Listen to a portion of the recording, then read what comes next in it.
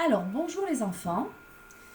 La dernière fois que je vous ai parlé de l'histoire de Yapa, nous avons terminé sur une chanson que je vous proposais d'apprendre. D'ailleurs, nous avons été un peu coupés. Mais voilà, donc cette chanson, je vais vous envoyer le lien par mail. Vous pourrez l'écouter autant de fois que vous voulez, soit sur cette vidéo, soit par le mail. Je vous propose de l'apprendre. Je vous propose aussi de recopier les paroles sur votre cahier de poésie ou sur une feuille de papier que l'on collera dans le cahier de poésie si vous ne l'avez pas à la maison. Donc, je vous rappelle que Yapa vous disait que ce qui était le plus important pour lui, c'était le secret que lui avait raconté son père un jour sous un arbre, le prunier, en fleurs, le secret de leur peuple. Donc aujourd'hui, je vais vous dévoiler ce secret. Mais Yapa vous dit que pour vous le dévoiler, il vous fait promettre de ne pas le dévoiler vous-même, parce que c'est un secret qui se donne de père en fils. Donc nous y allons. Le secret de Yapa. Avant, quand je regardais ma mère danser pieds nus sur la terre rouge, je ne comprenais pas. Quand je découvrais mon père déguisé de plumes d'oiseau, dessiner des ronds dans le sable, je ne comprenais pas. Maintenant, je comprends, car mon père m'a tout expliqué. Je sais ce qu'est un rêve et pourquoi je dois le poursuivre toujours. J'ai appris que les rêves aborigènes ne ressemblaient pas aux songes qui animent ton sommeil. Et oui, pour notre peuple, les aborigènes, les rêves sont des peintures, des sculptures, des chants, des danses qui racontent la vie de nos ancêtres, au moment où ils inventèrent le monde. Alors les ancêtres, c'est ceux qui étaient nos grands-parents d'il y a très longtemps. C'est les premiers qui étaient venus sur Terre. Donc, pour un aborigène, les rêves, c'est pas les mêmes que les nôtres.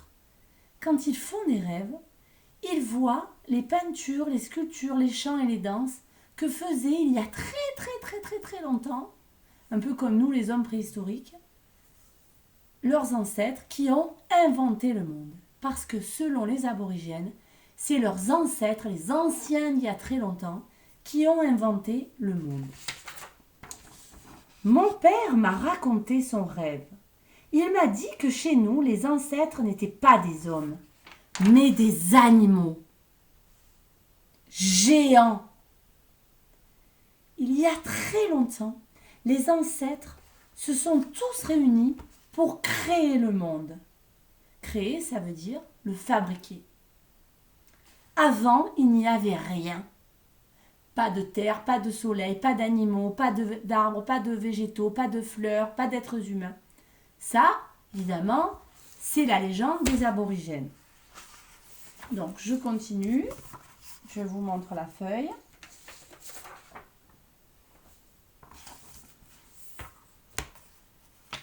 Je continue le secret que le papa de Yapa lui raconte. Le kangourou et la fourmi à miel ont fait courir les collines dans la plaine. Le lézard a fait voyager les étoiles dans le ciel.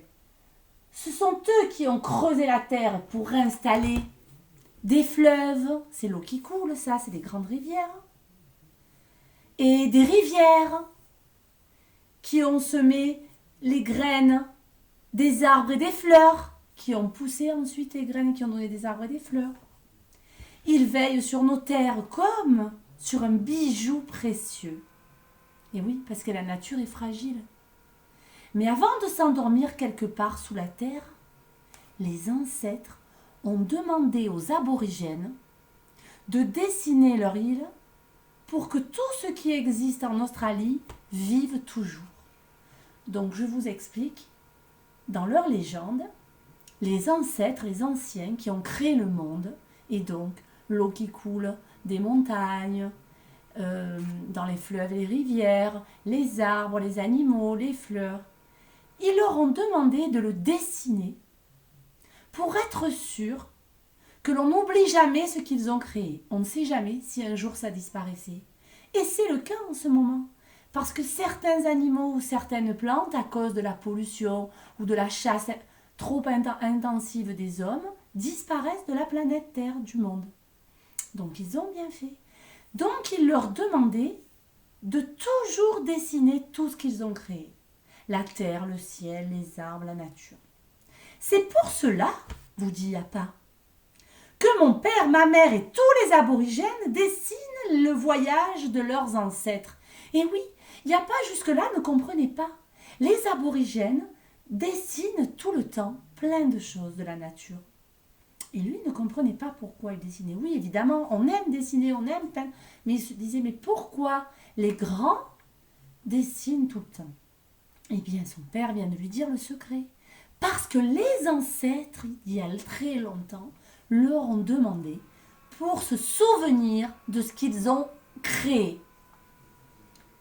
Les rêves sont des messages secrets. Ils ne sont pas écrits avec des mots, mais avec des petits points, et seule la tribu aborigène peut les comprendre.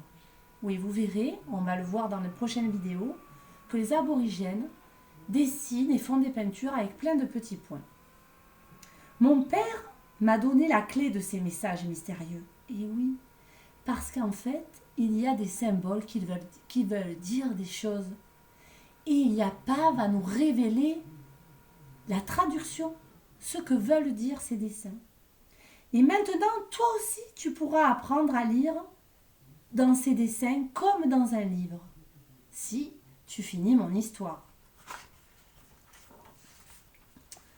Mon père, Japananka, peint sur des grandes toiles ou des écorces de bois. L'écorce, c'est ce qu'il y a contre le tronc de l'arbre et qu'on peut arracher, mais il ne faut pas trop l'arracher parce que ça les abîme. De drôles de cartes qui indiquent par où sont passés les ancêtres au moment où ils inventèrent le monde. Donc regardez,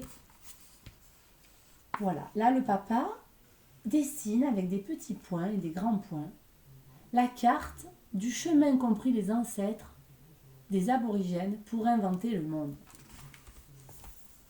Comme les cartes accrochées sur les murs de la classe, comme celle que je vous ai montrée la dernière fois d'Australie, par exemple, la carte du monde, voilà, par exemple, comme les cartes accrochées sur les murs de la classe, qui montrent des villes où tu habites, ces peintures indiquent la bonne route pour découvrir les cachettes de nos ancêtres, là où ils se sont endormis.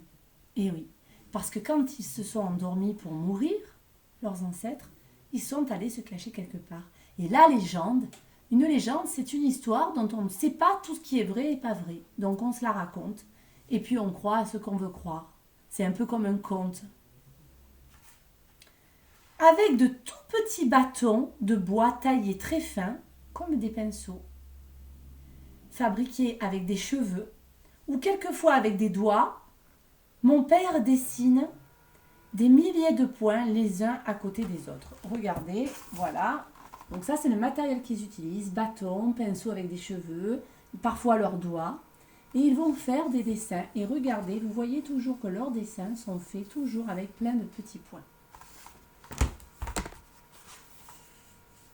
Quand le rêve est terminé, donc eux, le rêve, c'est en fait dessiner tout ce que les ancêtres ont inventé et là où ils se sont cachés. Les hommes de la tribu se rejoignent sous le grand prunier. Donc un prunier, c'est un arbre fruitier. Là où mon père m'a confié tous ses secrets. Il se couvre tout le corps de marducuru. Marducuru, c'est une sorte de coton sauvage, c'est-à-dire comme un genre de coton que vous utilisez pour nettoyer votre visage, mais que l'on trouve dans des plantes, que l'on cueille dans la brousse. La brousse, c'est l'endroit où ils vivent. Regarde, on dirait que des nuages ont poussé dans ses cheveux.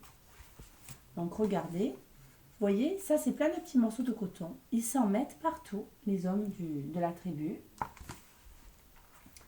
Et là, ils se mettent à chanter, leur voix se mêle au vent, et on dit ici que si l'on tend bien l'oreille, tout le monde peut les entendre. même très très loin.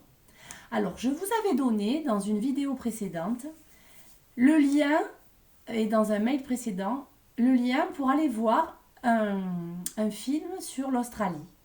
Et dedans, on entend les chants aborigènes. Alors, je vous invite à y retourner. J'ai donné mercredi un mail où il y a tous les liens, donc vous pouvez le retrouver. Voilà. Donc, on n'a pas fini le livre. Vous voyez, bientôt, Yapa va nous donner toute la signification des différents symboles. Mais là, ça, on le fera après les vacances. Donc, je vous propose à présent d'apprendre, de continuer à apprendre la chanson sur le kangourou, de la copier. Et après les vacances, ou peut-être même pendant les vacances, je vous proposerai de commencer à décider comme les aborigènes. Et à la fin des vacances, quand je viendrai vous poster dans votre boîte aux lettres plein de feuilles de travail, dedans, je vous y mettrai, regardez un peu, des dessins et des coloriages d'aborigènes. Voilà. Donc, ce n'est pas la peine d'en imprimer. Je vais vous les donner. Je les fais déjà les photocopies. Je vous ai préparé. Voilà, là, on peut voir les poissons, le kangourou, le lézard, la tortue. Voilà, là, l'Australie, à la manière des aborigènes. Donc, vous aurez ces feuilles. Vous pourrez vous en servir. Donc, je vous dis au revoir. Et à bientôt pour la suite des aventures de Yapa qui nous fait découvrir la culture, les traditions et les légendes aborigènes des aborigènes d'Australie. Au revoir les enfants.